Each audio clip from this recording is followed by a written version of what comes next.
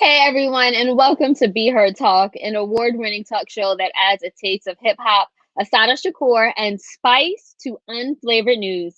Each Sunday, we discuss race, politics, and culture from an unapologetic Black millennial perspective, and we give you the opportunity to be heard. So leave your comments on Facebook, Twitter, YouTube, and LinkedIn, and we will read them throughout this show. My name is Selena Hill, and I'm the founder of Be Heard Talk and the digital editor at Black Enterprise.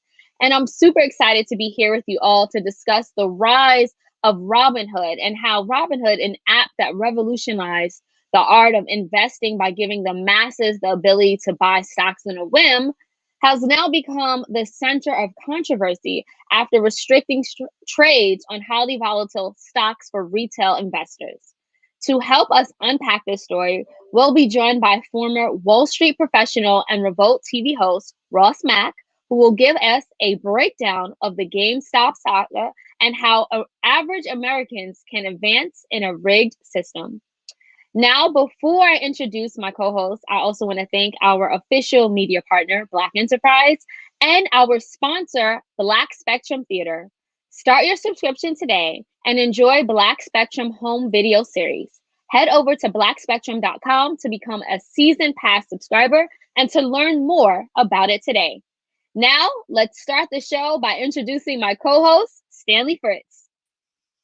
Listen, Selena, I made $7 on Robinhood this week, so this is going to be the last time you call me your co-host. I'm now the owner of Be Heard Talk. What's going on?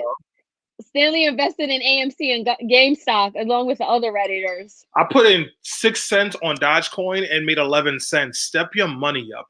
You see, when you use your stimulus money correctly, your stimulus money will money for you. And that's what I'm here to talk about. You can get more tips like this from me on Twitter at Stan Fritz or on IG at Stan Fritz. If you want to learn how to turn your 7 cents on Robinhood into 10 cents on Robinhood, talk to me. I'll show you how to invest. I'm really excited about this topic today. It's going to be a lot of fun. And of course, before we get there, we got a lot more to talk about. So let's talk about our boy, Evan. Evan, did you make some money on Robinhood? So Evan is actually having some technical difficulties, our correspondent. So we're going to have to check back into, obviously he's not invested in Robinhood, and that's why he has the bootleg Wi-Fi connection going on. So maybe we need to give him some tips to get to where the money reside. But nonetheless, I do want to give a check-in to all those who are watching us via LinkedIn, Facebook, Twitter, as well as Facebook, Twitter, LinkedIn, and YouTube. So we have a lot of people on the check-in. Some people are actually saying that Robinhood. Wait, Selena, hold on 1 second. Sorry, I just made 16 more cents with Dogecoin. Can you please lower your voice when you talk to a money man? Thank you very much. I can't. So later on, we are going to actually do a deep dive into Robinhood. Super excited to talk to our featured guest for that. And shout out to Rebecca Howard, who says via LinkedIn, stop ordering Popeye sandwiches. We are all becoming rich.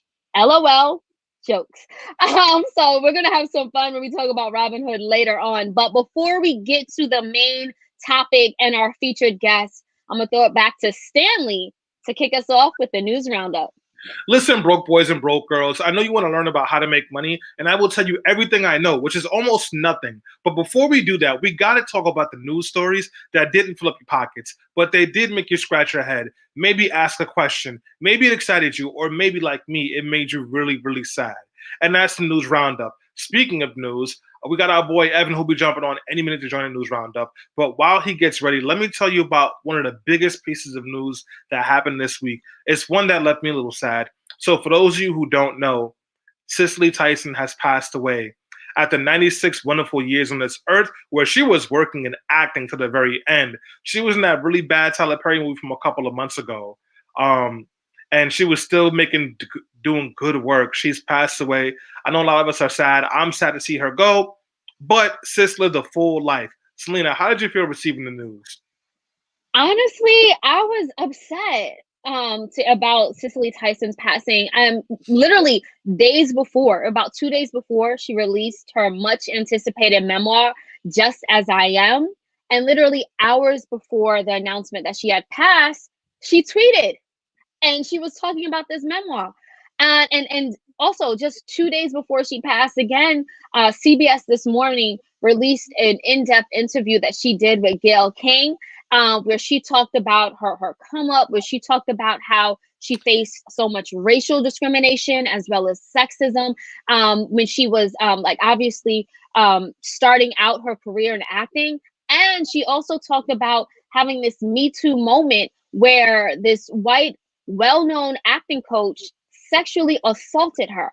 However, she refused to be deterred and she continued to work with him and continued to pursue her dreams. And to me, that's a testament of the resilience that women, especially Black women, had to endure during the 50s and the 60s, where you didn't have a choice. You know, it was either you work with the oppressor or or you took another route, but she let nothing deter her. And I just feel like, her living so many generations and living so many years is also just a testimony of her legacy, and she will definitely be well missed.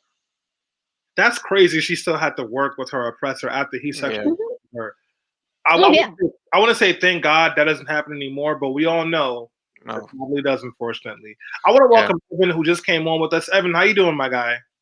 Hey, what's up? Thanks for having me on this blessed day. But at the same time, I was also very, very saddened to hear about this news. Cicely Tyson was just one of those actors. You thought, it was a norm. It was part of your day to know that she was just out here doing amazing work. Just a constant, an absolute constant, an absolute beacon of light. I remember the first time I saw Cicely Tyson in a movie. It was a Medea's Family Reunion when I was young, Mm, and I loved that movie when I was young for yes. many reasons. But her very calming, wise presence just shone through. And the last time I heard from Cicely Tyson was only a few days before she passed, and it was when she gave Amanda Gorman uh, the poet laureate from Biden's inaugural. Just a beautiful message. And then to find out she passed, it almost looked like a baton was passed from one amazing, influential Black woman figure to a younger generation. So, yeah. Can I just plus one on that monologue from Tyler Perry's Family Reunion? Cicely Tyson had one of the best monologues that I've seen in my young lifetime, where she just spoke to not only the Black men that were in the movie, but it felt like she was speaking to a generation of Black men. And to this day, it is so riveting and moving. And again, it also just speaks to the testament of her hard work. Like I even Mhm. saw Cicely Tyson perform live on Broadway, where she won a Tony Award. She had this the play The Trip to Bountiful left me in tears. I interviewed her 2 years ago.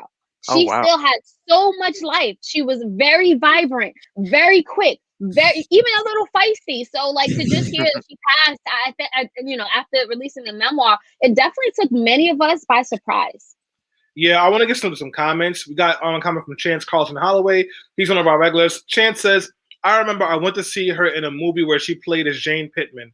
My mom took my sister and I to see it. It had a major impact on me as a little Black boy. May she rest in power. Seriously, listen, big sis, auntie, grandma, whatever you want to call her, rest in peace to great Cicely Tyson. Now, listen, I know we are sad, but take out some time to celebrate the life that she lived. She lived the full one. And while we're Mhm. here, we get to carry on her legacy. But now, let's talk about someone else and something else. So, as you guys know, Joe Biden, Kamala Harris, and all the senators have been running on a get us in office and we'll send you $2,000 checks. And then we know that slogan went from elect us, you get a $2,000 check to elect us, and we'll give you the remaining down payment on the $1,400 of $600 that you already got. People aren't happy about that. Well, now that the White House sees that people aren't happy about this, they figure, wow, we shouldn't do things people aren't happy about. Let's do something different. What's the different thing they're doing? Well, they're considering a smaller stimulus check to push through the Senate so that Republicans will work with them, and then pushing to do student loan forgiveness in that next stimulus bill.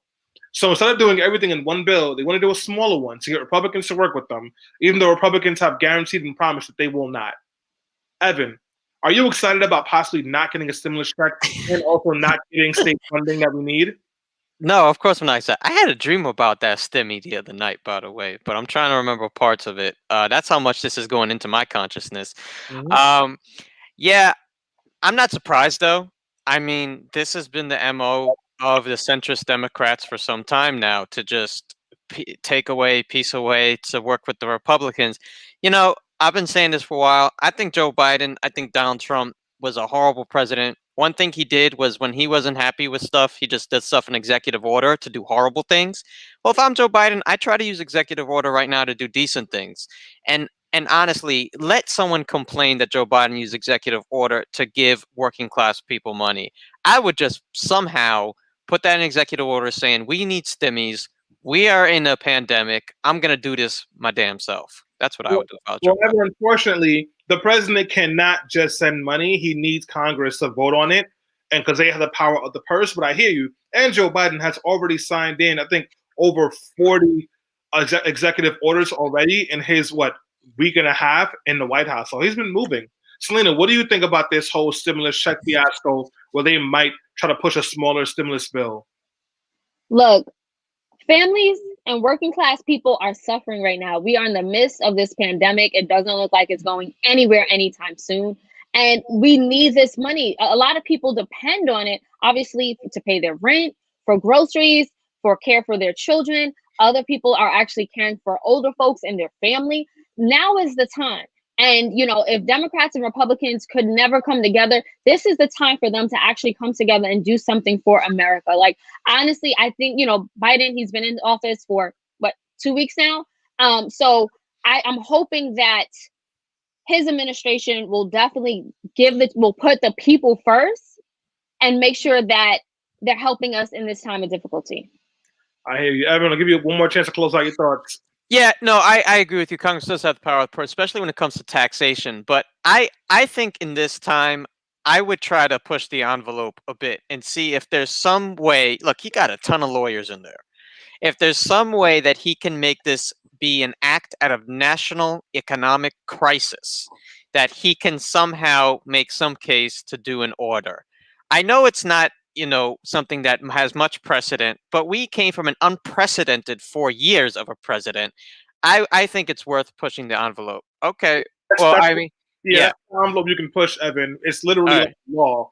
The Congress would have to vote to change the law. Okay. But I do want to get to some comments.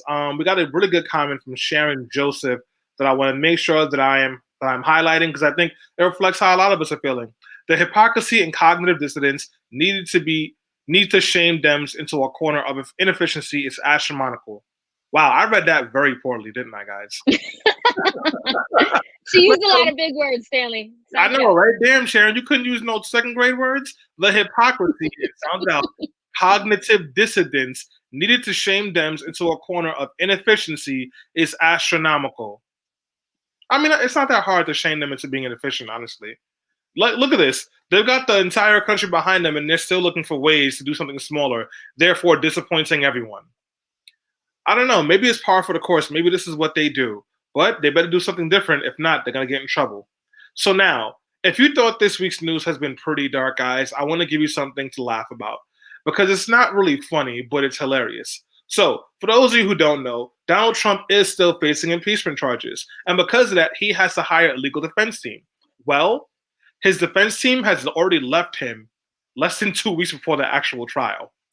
Two prominent members of that team have decided that they want no parts of this at all. They don't want to engage with it. They don't want to help Trump. Maybe they don't think they have a case. Maybe they got something better to do, but they're not there anymore. Evan, does this bode poorly for Trump in his defense trial?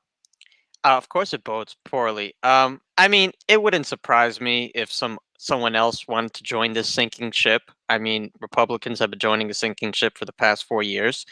But I think that some people may see writing on the wall that at this point, Donald Trump is just a guy acting like the president. He is no longer the president. He no longer even has Twitter to act like the president on. So he lost a lot of his clout. So I think some people are reevaluating their career choices now. Like I said, it wouldn't surprise me if someone wanted to save this guy and then make him owe them something. But I think that this is the beginning of the end for a lot of Donald Trump's major support. Unfortunately, he still has the support of 70 million people, and unfortunately, I don't think he'll be convicted. But I think it will make it a lot messier when it comes time to litigate this. Selena, what do you think? First of all, I don't even understand how he had a legal team, except for Rudy Giuliani. Why are like legitimate lawyers even backing him? Even if you are conservative or Republican, this man has lied, he is corrupt, and he is shameless. Why would you want to associate yourself with him? And why are you letting it get down to the wire? It's less than 2 weeks and now you pull out? I don't know what they're thinking. And some of the lawyers that are part of that were part of his defense team, they were actually credible lawyers who worked for the DOJ. Look, I do think that, from what I was reading, they could have made an argument about the legality of convicting a president after he left office. But from what I read, it sounds like Donald Trump was like, no, forget the legality. You need to argue and rant and rave about how this election was stolen from me. And that's what pushed them out. You are dealing with a completely irrational dictator type person. I don't understand why they started. Like, why did you even enter? Like, why did you even try to work with Donald Trump? So that's my thing. Well, because money talks much louder than values for a lot of these people. And because for a long time, you could help Donald Trump and no one is held accountable because there's always somebody willing to pay you. That's the thing about it. That's the way white supremacy works. That's the way that Trump has been able to stay in power for so long, is because no one wants to hold him accountable because he's a white man with power. Speaking of white men with power, Seahawks player Chad Wheeler is now a former Seahawks player after it was discovered that he apparently strangled his girlfriend, his black girlfriend, 3 times, knocked her unconscious twice, and then expressed shock that he did not kill her.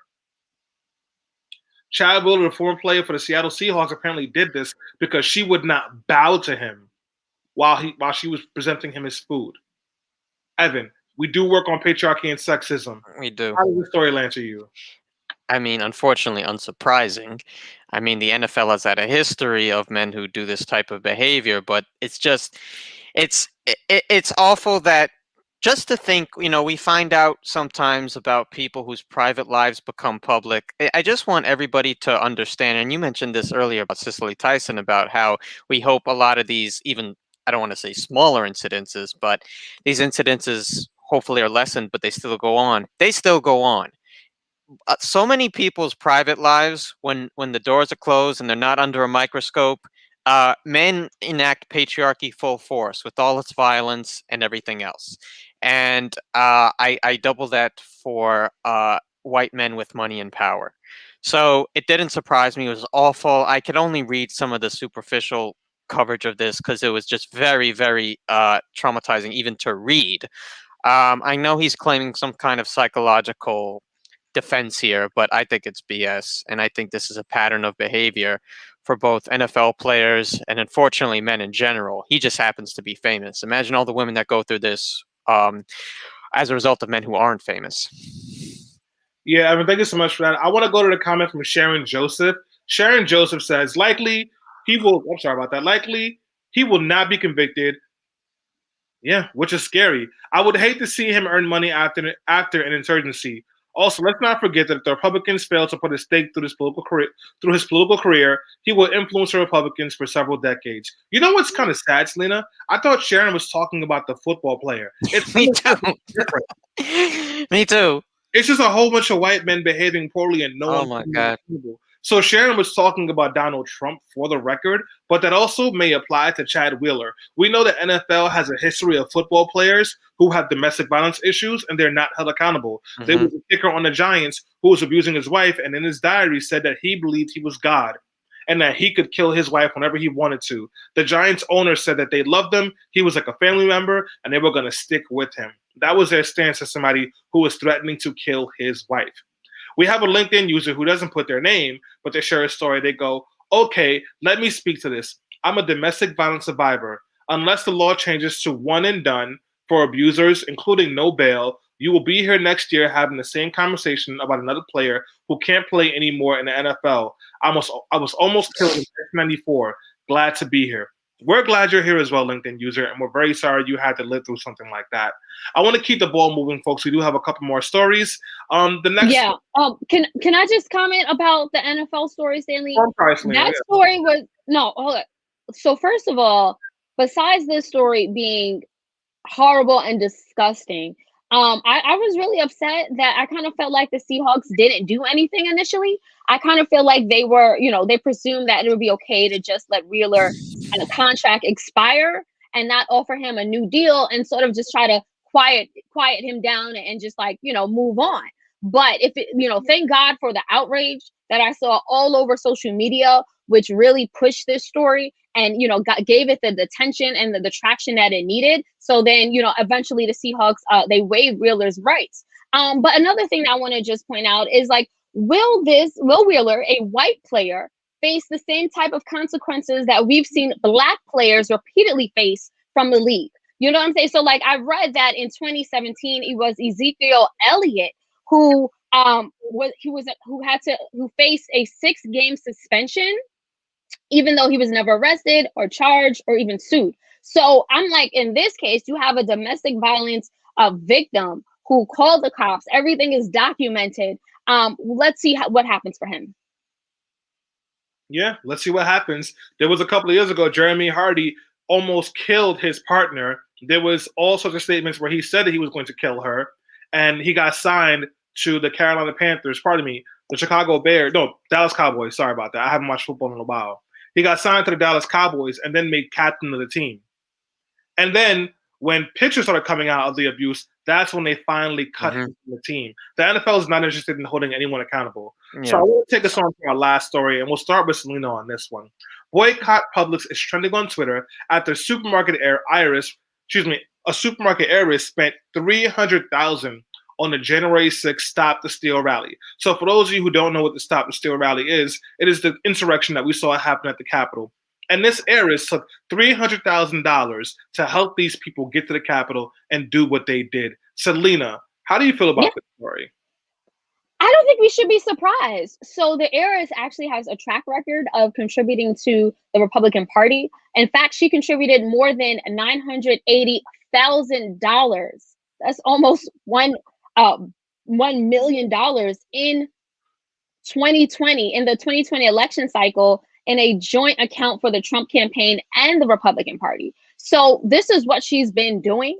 I think that because we live in an age where everything is recorded, documented, and then talked about on social media, so people are finally being held accountable. But this is nothing new. So many business owners, those in the 1%, capitalists, whatever you want to call them, have been supporting the party that supports policies that actively hurt working class people and people of color. So look, and we're going to talk about this a little later on about this system. This system itself has been rigged against working class folks, and it just all plays into it. Yes, Evan, why is it that these corporations are still investing in Trump, even though Trump and his supporters are obviously racist? I mean, I'm with Selena. None of this surprised me. And I know a lot of Floridians are going to be upset because they love their Publix. I've had many arguments with them about this. They look at Publix like it's the best thing on earth. But to move away from that, yeah, but the Trump ideology is not gone, even if Trump is still there. I mean, even if Trump is out of office, the Trump ideology persists. And we saw how powerful it was. The Trump ideology, and I don't mean an ideology that didn't exist before Trump. I mean an ideology that emboldened existing ideologies, which is what led to the storming of the Capitol and all these racist, white supremacist, white people feeling like they had someone in a higher power, higher place, sometimes higher power, who supported their views. It emboldened them, and that is still there. That didn't leave when he left office. So it is still profitable. I mean, Trump is probably still making money from his own supporters. He's a rich man. If Trump opened a legal defense fund tomorrow because of the legal defense he lost, he would make millions upon millions of dollars. It does not surprise me that anything related to Trump still makes money because there's still millions upon millions of people who are willing to put their lives on the line to support it. Thank you so much for that, Evan. I want to go to Rose, Leslie's comment. She says, she funded $300,000 of the $500,000 that was raised for that rally, and now Publix is one of the few places giving out the vaccines. Wow! Can't deny or confirm that. I'll tell folks to hit their Googles diligently to make sure that information is correct. But that's if it is true, that's pretty big. So, folks, that's the news roundup. I hope you guys got some good commentary and thought from this. Make sure you're always arming yourself with accurate news. You can get these stories and many more at blackenterprise.com. They're covering all these stories. And now I'm going to throw it to Selena so we can have this conversation about the stock market. Thank you for that, Stanley. And thank you, Evan, for joining us for the news roundup. We'll catch you again next time. Definitely. So even for many of us who usually don't pay attention to the stock market, I'm sure you all heard of the GameStop mania that has taken Wall Street by storm. Thanks to a legion of retail traders on Reddit, shares of the struggling brick and mortar video game retailer skyrocketed by 400% in the past week after they banded together in the Wall Street Bets forum on Reddit and decided that if they all invested together in GameStop stocks, they could make some money and basically troll hedge funds. As a result, this coalition of small individual investors caused billions in losses for extremely well-funded financial firms who were betting against GameStop stocks. And GameStop isn't the only stock that has been targeted by the Wall Street Bets forum on Reddit. Several other countries that seem like forgotten ruins from the pre-COVID era have also experienced similar activity, including AMC Theaters, Bed Bath & Beyond, BlackBerry, and Nokia. So this all backfired on Robinhood, the free trading pioneer and popular app which aims to work in favor of amateur traders, because critics say Robinhood abandoned their customers in favor of helping those who had shorted all of those stocks in the first place. As a result, a class action lawsuit has been filed against Robinhood for allegedly manipulating the open market by restricting retail investors from buying GameStop and other highly volatile stocks. This battle also created a strange alignment between those on the far left, like our fearless leader AOC, and right-wing radicals like Ted Cruz. So to help us further understand the GameStop stock explosion, we're joined by Ross Mack, a former Wall Street professional turned host of Maconomics on Revolt TV and Chicago rapper. Now, Ross, you know what's happening here better than us. I gave a very high-level overview, but tell us, why was Robinhood's move so controversial? One, thank you guys so much for having me. And in order to really get into what happened with, what Robinhood did, I think you kind of got to know more of the backstory. So should I first kind of give a little bit of the backstory, or should I go right into what is controversial? No, you can give the backstory. I mean, you did a great job of giving a backstory. I just want to really help people understand, why the Reddit forum, Wall Street Bets was actually a very sophisticated move, right? What ended up happening, and that's what makes, some people even think it might be, some wolves in sheep's clothing, right? Where it's like might be some actual sophisticated investor, AKA other hedge funds in these forums kind of inciting the movement. But what ended up happening is that when you have a hedge fund, you have the ability to go long companies, you have the ability to go short. Well, in this case, there were a lot of hedge funds that were actually shorting, companies like GameStop, and we'll just kind of leave it at that. When you go short, AKA, you're believing that this company is going to go down. You're hoping that, this company is going to probably go to zero, go bankrupt, and that's how you actually make money. And so what ended up happening was that in order to actually short a company, what you have to do is you actually have to go and you have to borrow shares, and then you sell them to someone else. So what they would theoretically do is they would call it their bank, right? The actual name would be prime broker. But what they would do is they would call their prime broker and say, yo, I want to borrow shares of Robinhood. I'm sorry, I want to borrow shares of GameStop and sell it to someone else. And that's how it would go. So if at the beginning of the year, say GameStop's trading at $15, what they would do is they would go to their prime broker, aka like their bank, and they would say, let me borrow these shares at $15 and I'm gonna go sell it to someone else. And the idea is later on, they're supposed to go and hope that the stock goes down. They would buy it back for, call it $5, and they would make that $10 like return, that difference, right? And that's how it would go. So anytime a hedge fund is actually short a company, they're borrowing shares, they sell it to someone else with the hopes that the stock goes down and they profit, and as they buy it back to actually return the shares to the people they borrowed. But in the instance that the stock goes the other way, right? In this instance, GameStop stock just kept rising. What ended up happening is that one, they would have to cover their short. And what I mean by cover, they literally have to go buy it back because the person they borrowed it from, right? Their bank, their prime broker, same thing, right? They're going to require more margin, right? And so it's literally like, yo, you owe me like $10 million, but because this stock is actually going the other way, you got to post more collateral. You might actually owe me 20 million, 30 million, right? That's how it would go. So what ended up happening is that because so many people were short, the Wall Street Reddit forum was like, oh, let's everybody go and buy this, and let's require all of the hedge funds to actually go and buy this back. So what that is called is a short squeeze. So to even take it one step further to give you, why I say this is more sophisticated is because what they ended up doing was that the actual short interest on GameStop was 140%. So to put that in just pure layman terms, that means that imagine us are actually concert promoters and we only have 100 seats, but we go out and we sell 140 tickets for it. So literally for 140 people, we're hoping that only, 100 people or so would actually be able to come and see it, but we don't care. And that's effectively what's happening. So what ended up happening for the amount of shares that GameStop actually had, these hedge funds were able to actually sell, AKA when you borrow it, they were able to sell more shares than they will actually have in GameStop.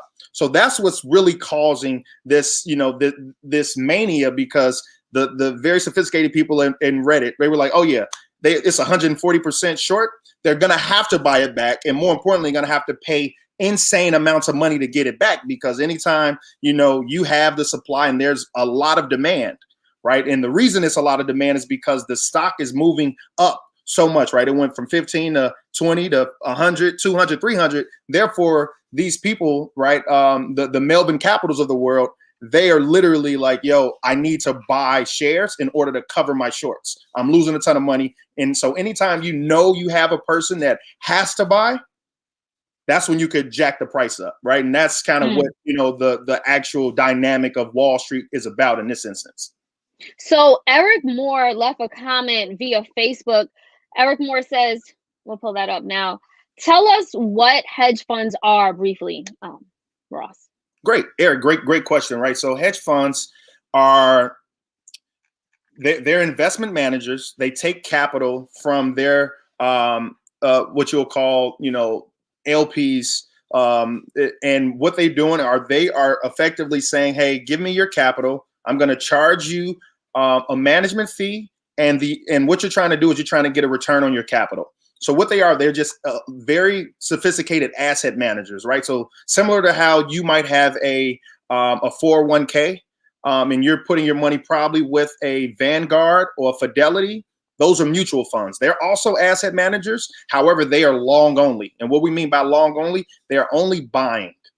They're not betting against companies to fail effectively. They're not hedging, right? If the market goes down, hedge funds might have a sophisticated way of saying I can still make money in that instance because I'm able to bet against companies as well as bet that companies do well. So hedge funds are just more sophisticated forms of call it mutual funds because they have the ability to short. So hedge funds are similar to what you might know more about, like a Vanguard or Fidelity, but they have the ability to short. So in theory, hedge funds are technically supposed to make more money than mutual funds. Like their returns are, generally speaking, supposed to give you higher returns. So hedge funds are a very, important, aspect of, people's retirement, right?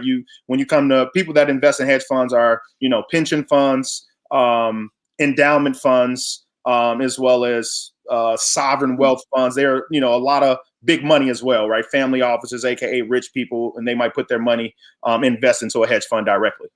Thank you for just explaining and breaking that down, Ross. I also wanted to highlight a comment from Chance a little earlier in the program.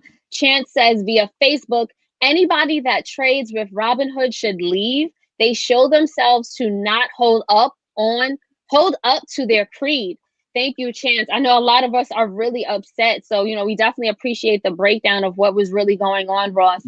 I do want to just throw it over to Stanley to get his comments in the conversation as well as questions. Yeah, sure. I want to point out one of the things that, like, one of the reasons folks are so upset with Robinhood is Robinhood, after a certain point, stopped people from being able to buy stocks from GameStop, from AMC, from Nokia, from BlackBerry, and all you could do was sell those stocks back. So for me, I bought stocks in AMC, BlackBerry, and Nokia, and my numbers were looking great on Wednesday. By Thursday morning, those stocks were frozen. Mm-hmm. What we do is sell them, and all of a sudden, everything is plummeting, and I don't know why.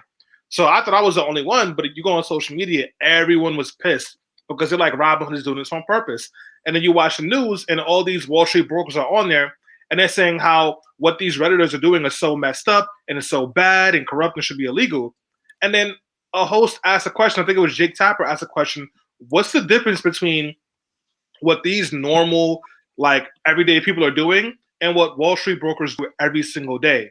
And if it's not illegal when the hedge funders do it, why is it illegal, or why are people so angry about it now? So I guess that's my question for you. Yeah. Why is the problem now that broke folks are doing it? Awesome. So before I even got into it, I just wanted to give the backstory, right? So let me tell you why it's even more insane, right? Let me help you out. So when we talked about the companies that effectively were short GameStop and ended up losing, billions of dollars. Well, the reason they were losing billions of dollars because the stock was going up and they had to go out and purchase the shares that they borrowed at a much higher rate. And so to give you one idea, one company is by the name of Melvin Capital. Now, this is how when Robinhood comes into place. So Melvin Capital needed to be bailed out. They were bailed out by a much larger hedge fund by the name of Citadel. It's going to be a triangle because this is what I want you to understand. So when it comes to Robinhood, most people say if you are paying, if you're utilizing a service for free, technically you are the product. And so that's what it is. So when you're using Robinhood, Robinhood has the ability to, the way they make a lot of money is because they can't charge you for your trades. So instead they sell your information, your data, AKA your trade flow. So, and who they sell it to, they would sell it to a company called Citadel. So here's where the triangle happens. Robinhood, one of their largest clients is Citadel. Melvin Capital was bailed out by Citadel. So you kind of see where that happens, right? So now, effectively to these hedge funds, their biggest enemy was the Reddit traders. What do Reddit use? They would the Reddit traders, those investors on Wall Street bets, the kind of the common man, what were they using? Robinhood. So the reason this ended up being such a very ugly thing that ended up having a lot of senators get involved, and AOC, Ted Cruz, and a lot of other prominent people speaking out about it was because, to your point, Thursday morning when you were not allowed to sell, when you were not allowed to buy anymore, but you were only allowed to sell, it made them feel as though Robinhood was siding with the hedge funds. Why? Because it seemed as though they were protecting the Citadels and the Melvin Capitals. Why? Because it's technically their largest client. And so why that ended up being so ugly was because anytime, from a pure supply demand, if you're not allowed to buy and you can only sell, the price has to go down. So you woke up, Thursday morning, GameStop was down 50, 60%, AMC down 50, 60%, BlackBerry, Nokia, all of these other names that had just been trading up so much ended up being down. And so why it ended up being a problem, because it seemed as though Robinhood was effectively tying the hands of the small guys to effectively protect the big guys. And what I mean by protecting the big guys, AKA the hedge funds, is understand this. I tried to, go through the mechanics of how it all happened. The reason it seemed that way is because these guys were losing money. The more AMC increased in price, the more GameStop increased in price, right? And so when Robinhood said, hey, you small guys no longer could buy, you could only sell, that meant that those big guys were now benefiting from that because the prices were going down. They were able to get into those positions. They were also probably able to profit as those prices were actually going down. And so the controversy was, whoa. If you're not gonna, if you're only allowing one side to do one thing, you're restricting one side to only do one thing, AKA drive the prices down, right? Because everybody, if you can't buy, you can't support the asset prices. right? That means if you're only allowed to sell, that means the price is going to keep going down, right? Robinhood, everybody was trying to bind together. No one sell, no one sell. But if you see, to your point, you were in AMC and GameStop and you saw that, whoa, it was at, $400, and then whoa, it dipped to about 180. You might have got panicked. You might have panicked. You probably said, yo, let me sell. A lot of other people were saying, let me sell. And so what ended up happening is most people were very upset with Robinhood because it appeared that they were manipulating the market. And how you're doing that, you're not allowing little guys to buy stocks, and AKA the stocks that were, the mania, the heart of this whole Robinhood Reddit, controversy. Right. So it was pretty ugly. It was pretty ugly. And so, moment that when you look at it and you're like, whoa, Melvin Capital, Citadel, they probably made a shit ton of money, a lot of money on, that Thursday when you weren't able to buy, they probably made a lot of money on that Thursday because they were able to get in for a lot cheaper. So Marcia Yvonne Davis says via Facebook, she asked the question, we'll pull that up. She asks, what would have been the consequences for Robinhood if they had done nothing? Which is a great question, Roth. Great question. So Robinhood CEO came out and spoke. And one of the things he was saying, which, probably one of the things that I kind of came out publicly and said, I'm like, man, I think that these guys are going to have to go before Congress and explain what actually happened, right? Because to the public, they manipulated the market. They transferred the wealth of power back to the hedge funds as, the smaller guys were winning, right? And so I think what the consequences would have been was, the Robinhood team, the CEO came out and said that the clearinghouses, they required them to increase. They required them to post more capital because these stocks were so volatile. And so what ended up happening, and, Robinhood, they might have been covering themselves, but they literally said the clearinghouses, like anytime, a Robinhood trades a stock, they have to clear this, right? Anytime you trade a stock, realistically, it doesn't get into your account until like 2 days, like T+2, right? That's when a trade actually clears. That's probably more complicated than it needs to be. But to your point, to a very good question, what would the consequences have been? The consequences would have been Robinhood technically could have went out of business. They would have had to post a lot of more capital in order to facilitate these orders.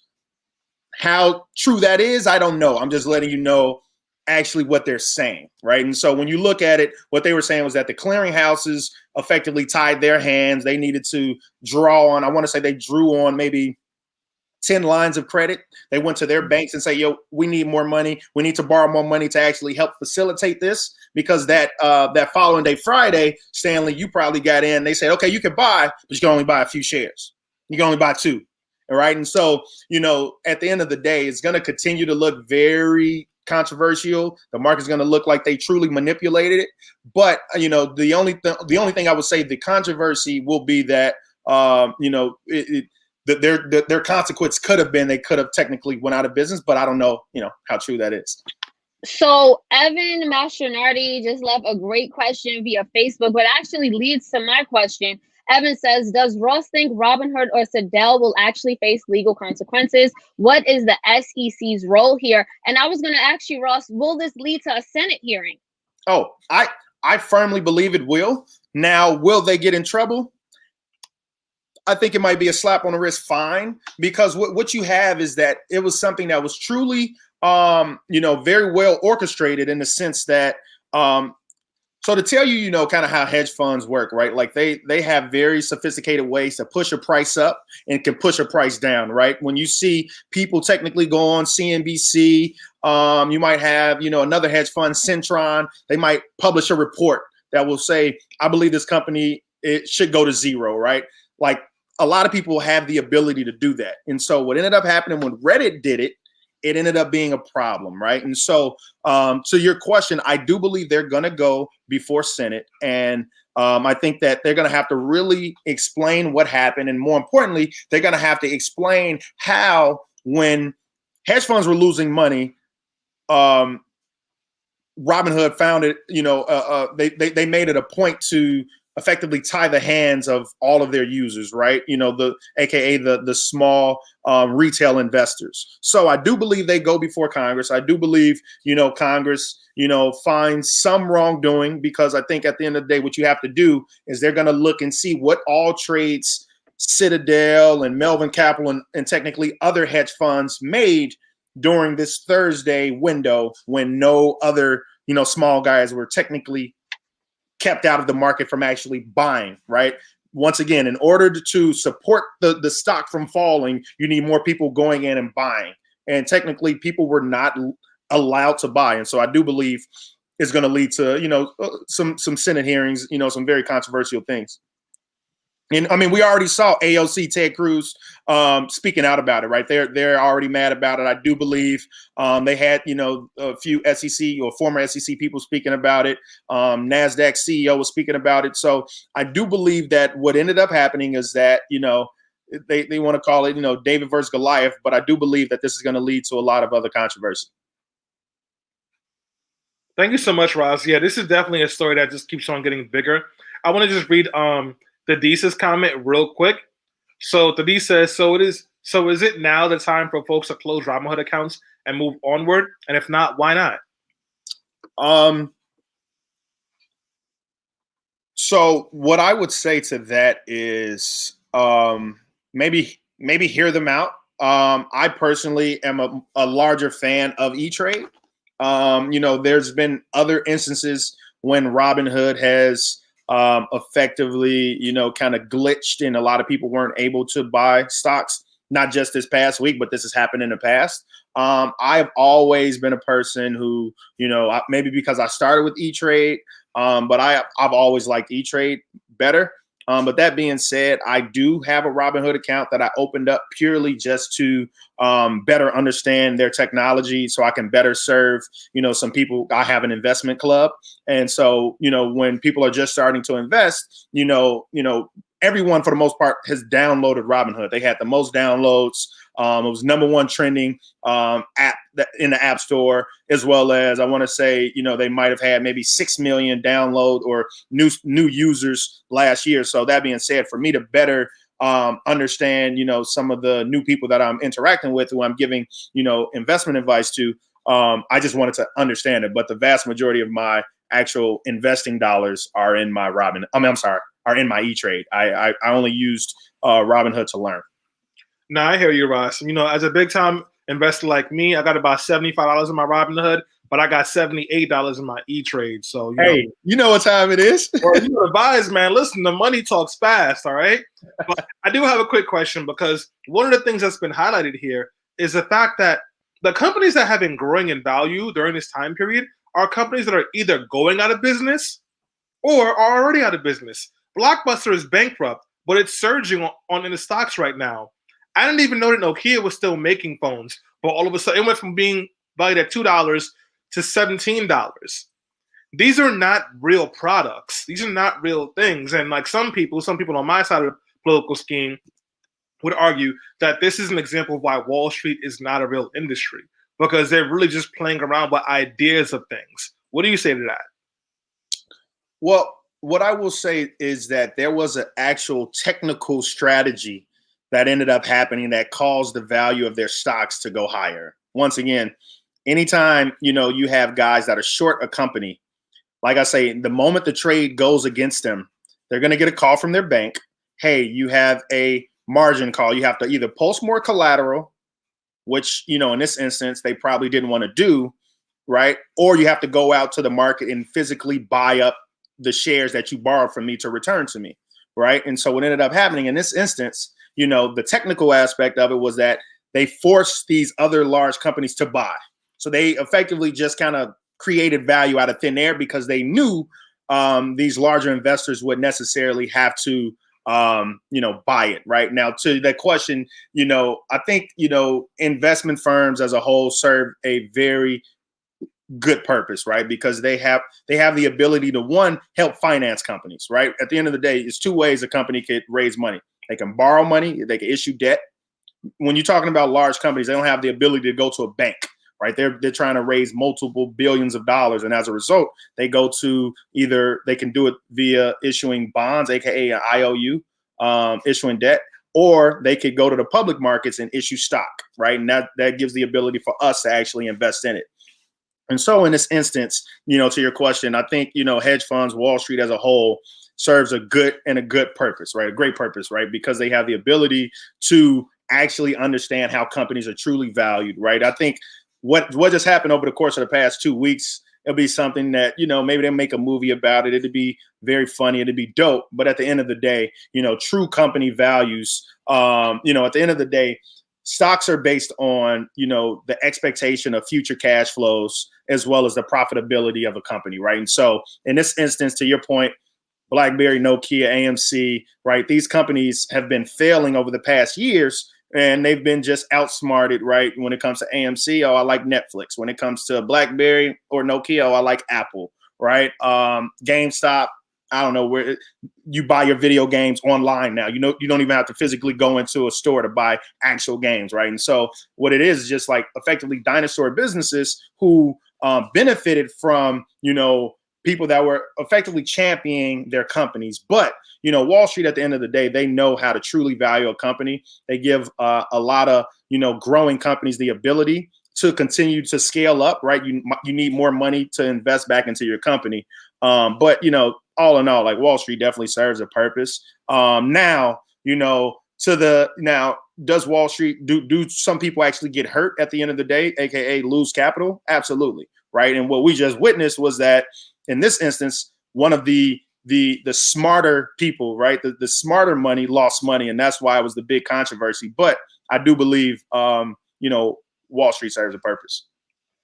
Ross, that actually leads me to another question, which I think a lot of people are talking about. They're saying this Robinhood fiasco is kind of like a symptom of capitalism, which is a system in itself that has historically benefited the top 1%, as well as wealthy white people, while exploiting working class people of color and keeping us out of the system. Is there a way to fix capitalism and make it work for both Main Street and Wall Street?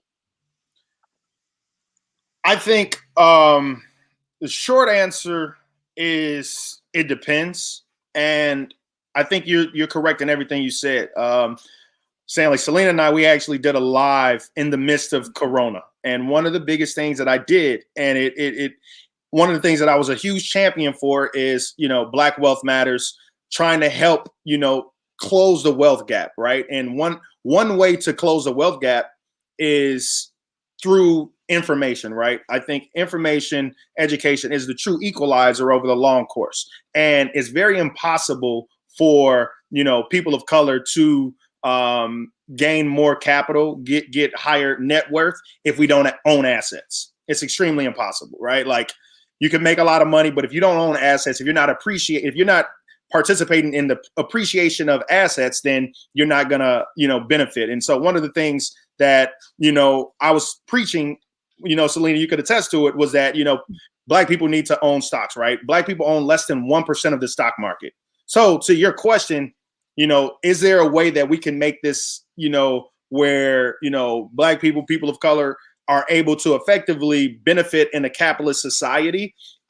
We just have to actually own assets. Now, have there been things in the past that have made us less inclined to own assets? Absolutely, right? Whether it's a distrust in, the banking system, whether it is a lack of resources that would help us start investing. But for me, one thing, and my brand is, I have, one thing that I do with my brand Maconomics is bringing Wall Street to Main Street, right? Helping everyday people understand how to truly build generational wealth, why it's important to invest. And so for me, I always tell people like, man, you got to own stocks. You have to, right? I don't care if you don't even know what you're doing. Buy an index and just sit back and relax, right? Selena, when me and you had our talk and I said buy tech companies, buy, index companies, right? Buy VO or QQQ. If they would have did that last year, I was trying to do the math before we got on, they would have been up on average 30% on the S&P, right? Because the S&P finished the year up 16%. But mind you, we were talking about it when the S&P was still negative on the year, right? When I was saying invest in QQQ, right? NASDAQ. It finished the year up 43%, but remember, it went down before it went up, right? And so when and just so to give you an idea, like we would have all made a decent amount of money, right? Now tell people like Right. the stock market is the only spot in the world where when there's an actual clearance sale, people get scared, right? If you tell me right now, like, oh, insert any top designer, bro, they going out of business, 50% off at Gucci. Oh, I'm gonna go, right? Like everybody's gonna go, right? Oh, it's Black Friday. I'm gonna go get a flat screen TV for 50% off.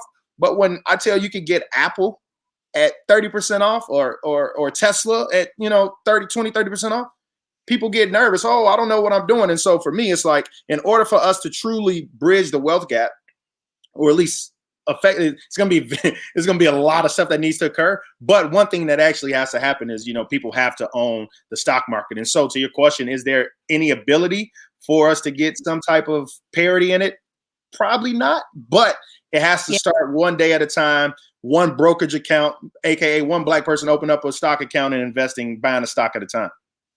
So Eric Moore left a really good comment a few minutes ago via Facebook. He says, capitalism isn't broken. You can't fix something not broken. It's working as designed. I want to throw it to you, Stanley. Yeah, so, Ross, I was going to ask you if you thought that we should just be done with capitalism now that it's shown that, there really isn't a way that you can make it predatory. But I think that, like, it's safe to say that, you think there's a way to function through capitalism. So I don't want to ask you that question. What I want to do is actually take a second for you to give folks who are watching the show right now, who are either thinking about investing or are investing, just some advice on the way you should approach it. I know for me, I do invest in stocks. I have no intentions of getting rich from investing in stocks. I don't think I'll get rich. My goal is it's a fun savings account, and what I mean by that is like it's a savings account where it grows, whether I can always put money into it or not, as long as I'm making smart investments. So I look for things that are steady, that are smart. This way, if I put in $10, in a couple of months, it might be $15. And if you're really lucky, it can turn to $50. But that's my philosophy. What's the basic philosophy do you think most people who are either thinking about or are in this already should have? So, Stanley, I truly love, what you said, but I just want to challenge you, on one thing. And you said, I invest, but I don't think I'm gonna ever get rich doing it. And I truly want to let you know that you can make $1 million in the stock market. And how you do it is not as hard as you think. And the reason I say that is because in our community, it's not taught to us, right? My whole brand of economics is exposure, and the stuff that I was exposed to working, for hedge funds or working on Wall Street is the stuff that I learned just being submerged in a different culture.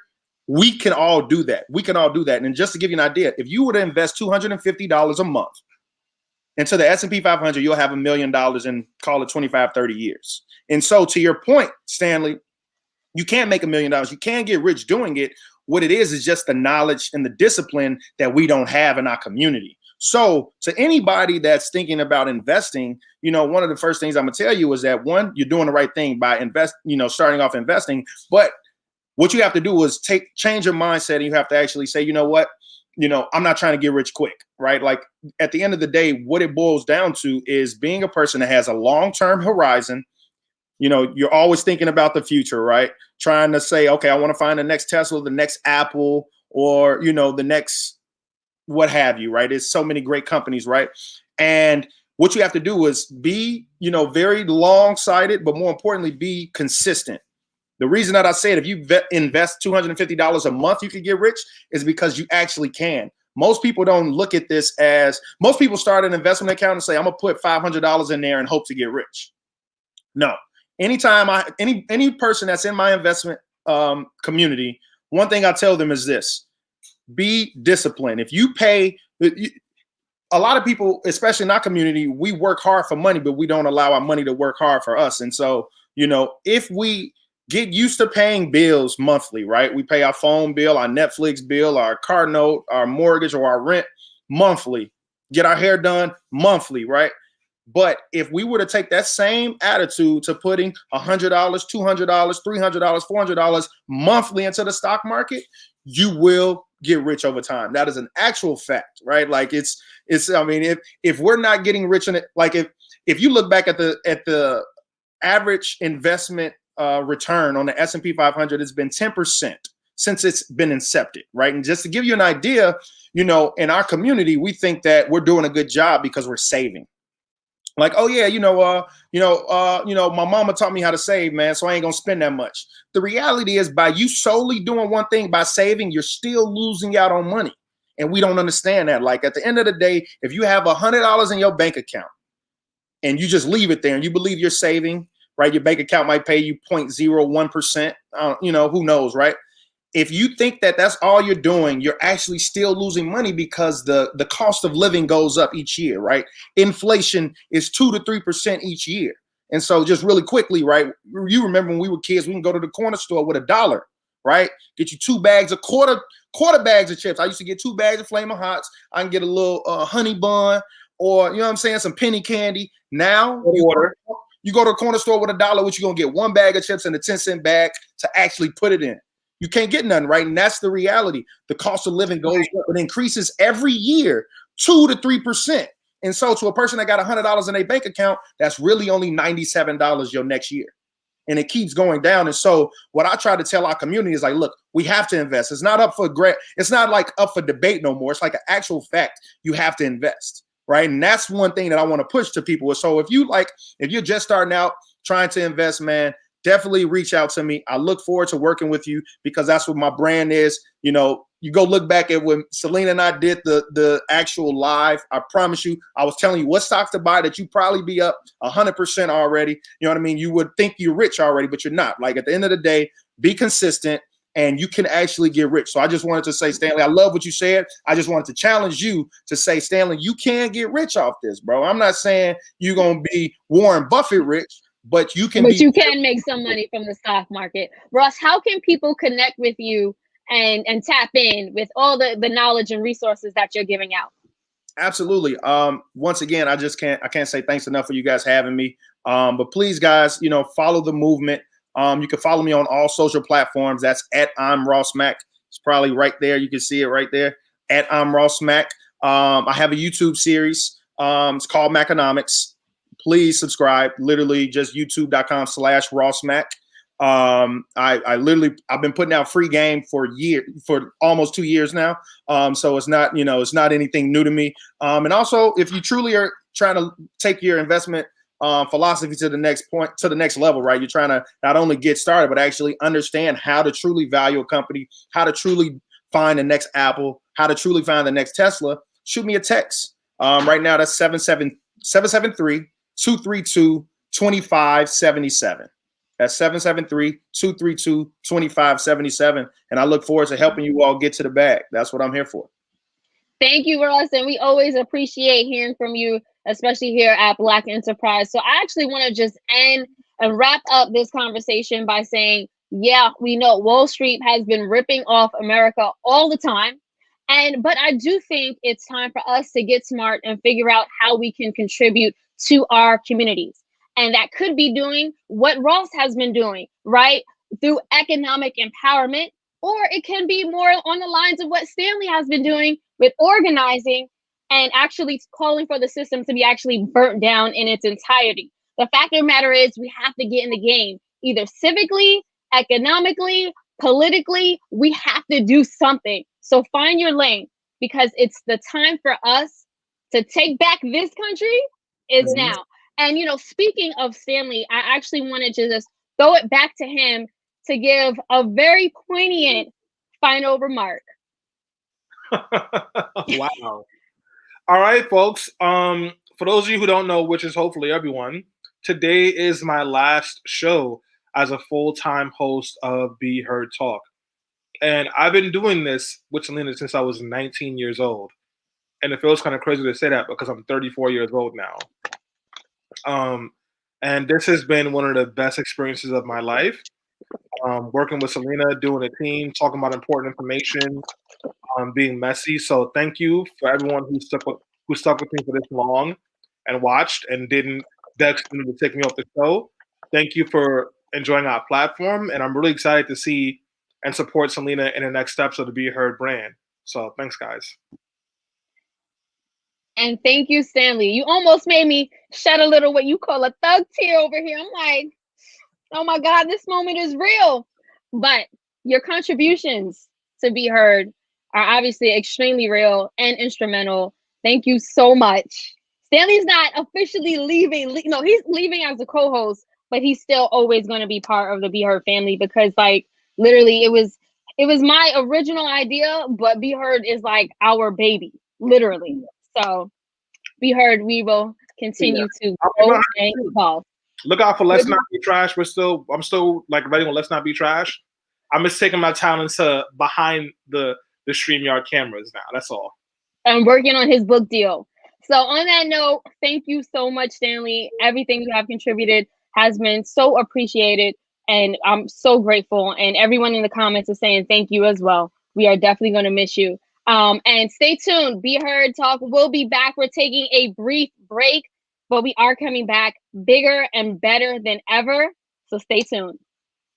Peace.